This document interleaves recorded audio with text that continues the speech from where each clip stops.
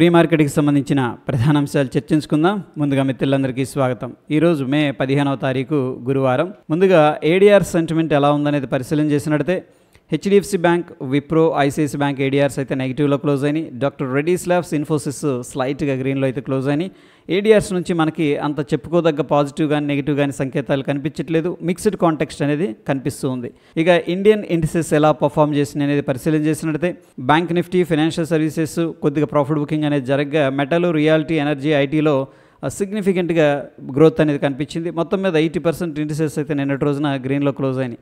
ఇక గ్లోబల్గా మార్కెట్స్ ఎలా ఉన్నాయి అనేది మనం పరిశీలన చేసినట్లయితే ఏషియా మార్కెట్ జపాన్ అండర్ ప్రెషర్లో ఉంది. రష్యా, యూఎస్కి సంబంధించిన డౌజన్స్ ఇండస్ట్రియల్ యావరేజ్ ఫ్యూచర్స్ కానీ, US 500 stocks, German, China, Europe ఇక్కడ దాకా నెగిటివ్లో ట్రేడ్ అవుతూ ఉండగా London, France, South Korea, Hong Kong అనేది స్లైట్ గ్రీన్లో ట్రేడ్ అవుతున్నాయి. గ్లోబల్గా మార్కెట్స్ మనకి మిక్స్డ్ సంకేతాలు, at the same time sideways activity అనేది క్లియర్గా కనబడుతూ ఉంది. ఇక యూఎస్కి సంబంధించిన టాప్ 30 కంపెనీస్ ఏ విధంగా క్లోజ్ అయినాయి అనేది పరిశీలన చేసినట్లయితే ఇంటెల్, మెర్కంట్ కో, అమెజాన్, డవ్, 3M ఇవన్నీ కూడా టాప్ లూజర్స్ లిస్టులోకి వెళ్ళిపోగా వాల్ స్ట్రీట్, డిస్నీ, గోల్డ్మెన్ సాక్స్, జేపీ మోర్గన్, వాల్మార్ట్ అనేది స్లైట్ గ్రీన్లో క్లోజ్ అయినాయి. మొత్తం మీద నిన్నటి రోజున యూఎస్ మార్కెట్స్లో అయితే అంత పాజిటివ్ సెంటిమెంట్ లేదు, కొద్దిగా బేరిష్ సెంటిమెంట్లోనే క్లోజ్ అయినాయి అని చెప్పేసి యూఎస్ 30 కంపెనీస్ చెప్తూ ఉన్నాయి. గ్లోబల్గా ఎకనామిక్ క్యాలెండర్ అనేది పరిశీలన చేసినట్లయితే నిన్నటి రోజున యూఎస్కి సంబంధించిన crude oil inventory data release అయింది. సో క్రూడ్ ఆయిల్ ఇన్వెంటరీస్ అయితే పెరగడం జరిగింది. ఇది క్రూడ్ ఆయిల్కి కొద్దిగా నెగిటివ్ అని చెప్పేసి చెప్పుకోవచ్చు. ఇక ఈరోజు విషయానికి వచ్చేసరికి లండన్కి సంబంధించిన GDP data month on month, quarter on quarter, year on year data అనేది రిలీజ్ అవుతుంది. సో ఇక్కడ పి ఉందంటే ప్రిలిమినరీ అనమాట. దిస్ ఈజ్ ఆల్ అబౌట్ ఏంటంటే ఎక్స్పెక్టేషన్ అని చెప్పేసి చెప్పుకోవచ్చు. ఇక యూఎస్కి సంబంధించిన core retail sales data, initial jobless claims అంటే మొదటిసారి నిరుద్యోగ భృతికి ఎలా అప్లై చేసుకుంటున్నారు ఎంతమంది, ఆ data, Philadelphia fed manufacturing PPI index data, retail sales data ఉంటుంది. దాని తర్వాత ఇక ఫెడ్ చైర్పర్సన్ పౌల్ గారు కూడా మాట్లాడడం జరుగుతుంది. ఈ యొక్క కామెంటరీ కూడా వెరీ ఇంపార్టెంట్ అని చెప్పేసి చెప్పొచ్చు. ఇక ఇండియాకి సంబంధించిన ఎకనామిక్ క్యాలెండర్ అనేది పరిశీలన చేసినట్లయితే ఫుడ్ ఇన్ఫ్లేషన్ కానీ, మ్యానుఫ్యాక్చరింగ్ ఇన్ఫ్లేషను, ఫ్యూల్ ఇన్ఫ్లేషను, మొత్తం మీద టోటల్గా ఇన్ఫ్లేషన్ అనేది కొద్దిగా తగ్గినట్టు డేటా అనేది రిలీజ్ అయింది. ఈరోజు విషయానికి వచ్చేసరికి ప్యాసింజర్ వెహికల్ సేల్స్ ఏ విధంగా ఉన్నాయి ఆ డేటా రిలీజ్ అవుతుంది. Balance of trade, imports, exports ఏ విధంగా ఉన్నాయి, M3 మనీ సప్లై ఏ విధంగా జరుగుతుంది ఇండియాలో, ఈ డేటా అనేది రిలీజ్ అవుతుంది. వెరీ ఇంపార్టెంట్ అని చెప్పేసి చెప్పుకోవచ్చు.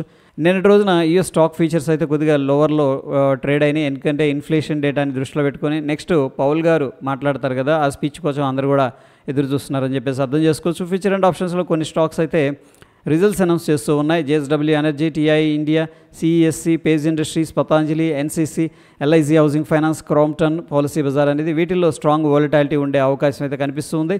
ఫ్యూచర్ అండ్ ఆప్షన్స్లో హిందుస్థాన్ కాపర్, మానపురం, CDSL అనేది బ్యాన్ లిస్ట్లోకి వెళ్ళిపోయాయి. వీటిల్లో మనం ఫీచర్స్ అండ్ ఆప్షన్స్ ట్రేడ్ చేయకూడదు.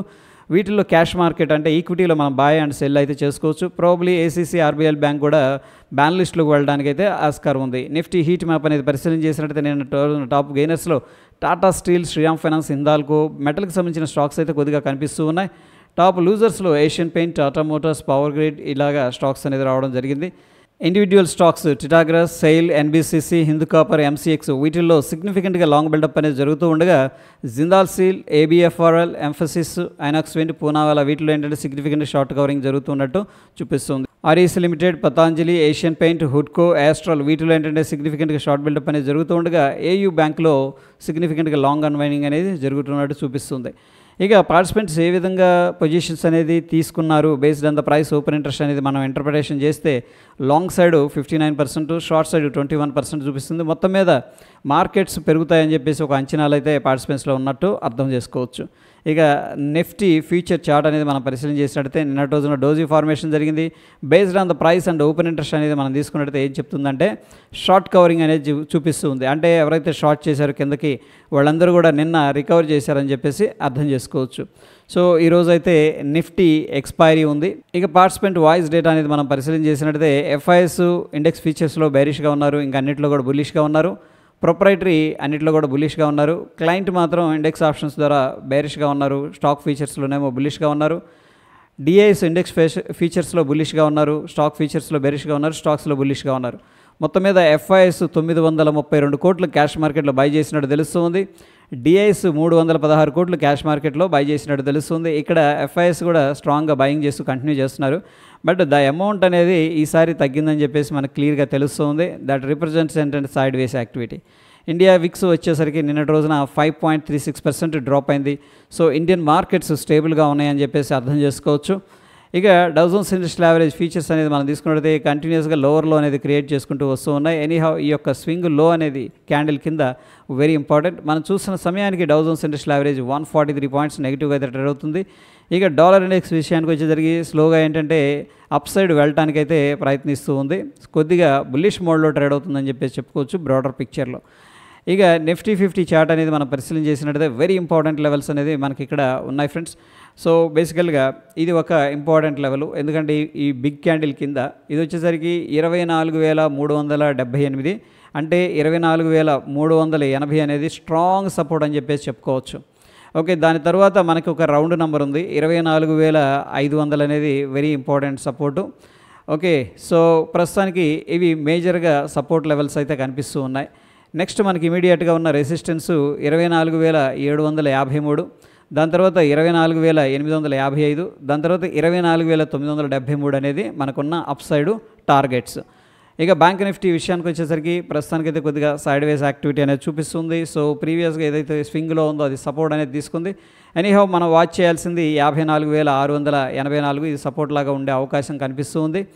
ఇక అప్ సైడ్ విషయానికి వచ్చేసరికి 55,500, దాని తర్వాత 56,000 అనేది కనిపిస్తూ ఉంది. సో ప్రస్తుతానికి ఒక షార్ట్ పీరియడ్లో ఈ లెవెల్ అనేది మనం వాచ్ చేయొచ్చు 55,233 అనేది కూడా, ఎందుకంటే మనకు కొద్దిగా బేరిష్లో ఉంది కాబట్టి అప్ సైడ్ వచ్చిందంటే ఇక్కడ కొంత ప్రాఫిట్ బుకింగ్ అనేది జరగడానికి ఛాన్స్ ఉంది. సెన్సెక్స్ విషయానికి వచ్చేసరికి ప్రస్తుతానికి మనం వాచ్ చేయాల్సింది ఈ యొక్క 80,500 అనేది స్ట్రాంగ్ సపోర్ట్ అయితే కనిపిస్తుంది. 81,182 ఒక మోస్తరు సపోర్ట్ ఉంది. దాని తర్వాత 82,320 అనేది మనకి ఇమీడియట్గా ఉన్న రెసిస్టెన్స్ అని చెప్పేసి చెప్పుకోవచ్చు. ఇక గిఫ్ట్ నిఫ్టీ విషయానికి వచ్చేసరికి ప్రస్తుతానికి మనకి 42 పాయింట్లు అయితే పాజిటివ్గా ట్రేడ్ అవుతుంది. సో కొద్దిగా గ్యాప్ అప్ అయింది, నిన్నటి రోజున ఇక్కడ క్లోజ్ అయింది. ఓకే, సో నెగిటివ్గా క్లోజ్ అయింది. బట్ ఈరోజు ఏమైందంటే స్లైట్గా గ్యాప్ అప్ అయింది. గ్యాప్ అప్ అయిన దగ్గర నుంచి కొద్దిగా ప్రాఫిట్ బుకింగ్ అనేది జరుగుతుంది. నంబర్ వైజ్గా మనం తీసుకున్నట్టయితే 24,757 దగ్గర ట్రేడ్ అవుతుంది గిఫ్ట్ నిఫ్టీ ఫీచరు. మన నిఫ్టీ ఫీచర్ ఏమో 24,715 దగ్గర క్లోజ్ అయింది.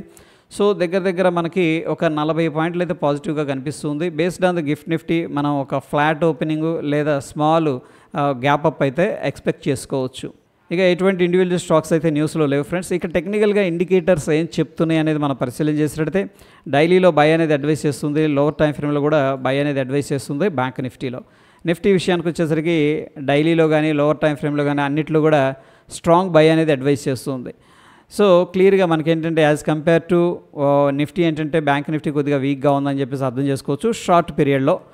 ఎనీహౌ ఏడిఆర్స్ నుంచి మనకి క్లియర్గా మార్కెట్స్లో పెద్దగా స్ట్రాంగ్ మూమెంట్ కానీ అంటే బేరిష్ సెంటిమెంట్ కానీ బుల్లిష్ సెంటిమెంట్ కానీ లేదని చెప్పేసి క్లారిటీ రావడం జరిగింది.